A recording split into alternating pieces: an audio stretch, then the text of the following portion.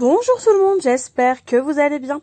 On se retrouve aujourd'hui dans une nouvelle vidéo en collaboration comme assez souvent avec la boutique custodeco.com. Donc si vous cherchez les articles, mon code promotionnel ou autre information, n'hésitez pas à regarder dans la barre d'informations. Donc là je vous expliquais en fin de compte que j'avais peint les pots à crayon, donc entièrement en couleur taupe, en sachant que c'est une couleur mate. Sur le contour au-dessus, j'ai mis la couleur châtaigne nacré. Et là, ce que je vais faire, c'est avec le pochoir, alors je ne sais plus comment il s'appelle, mais il est de la collection Japan, d'Artemio.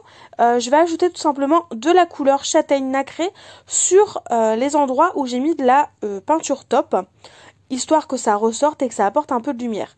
Là, vous le voyez en pleine luminosité avec la lampe. Le rendu est vraiment juste trop joli. Je valide complètement cette peinture associée à la peinture taupe. Et du coup, sur le gros pot, en fait, je l'ai fait qu'à la moitié, on va dire en hauteur, plus ou moins. Hein. On n'est pas à 1 demi-millimètre près.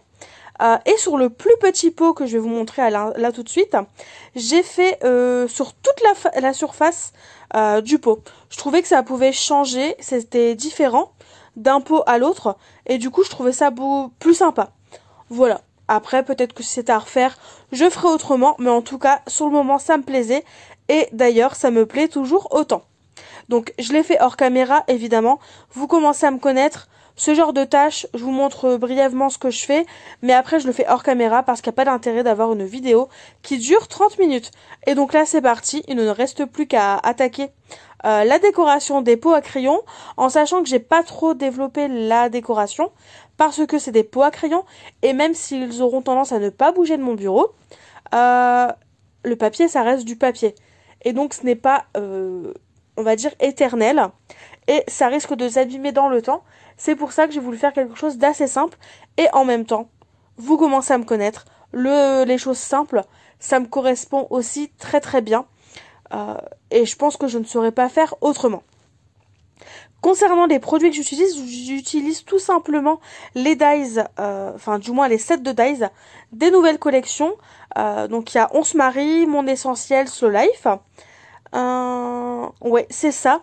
Et je vais principalement sur ce pot à crayon là du moins, je vais principalement utiliser le gros set de dies qui permet de réaliser des fleurs et de superbes feuillages de la collection On se marie. Mais dans tous les cas, comme je vous l'ai dit, les articles sont en barre d'informations, et si jamais, sachez que sur le site custodeco.com, dans la rubrique scrapbooking, vous avez tout un menu qui défile, hein, où vous pouvez choisir du papier, le monde du tampon, des dies, etc. Mais vous avez aussi un petit encart où c'est écrit collection.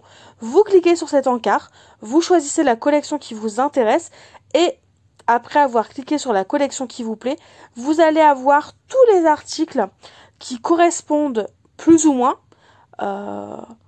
ouais, enfin, du moins qui peuvent correspondre à la collection que vous avez choisie.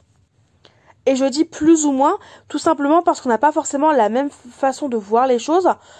Pour certaines, par exemple, la couleur taupe que j'utilise avec la collection Mon Essentiel, c'est trop foncé, mais pour moi, ça me convient parfaitement. Donc c'est pour ça que je dis plus ou moins, et après, rien ne vous empêche d'aller feuilleter le site pour trouver les produits qui vous plaisent pour telle ou telle collection.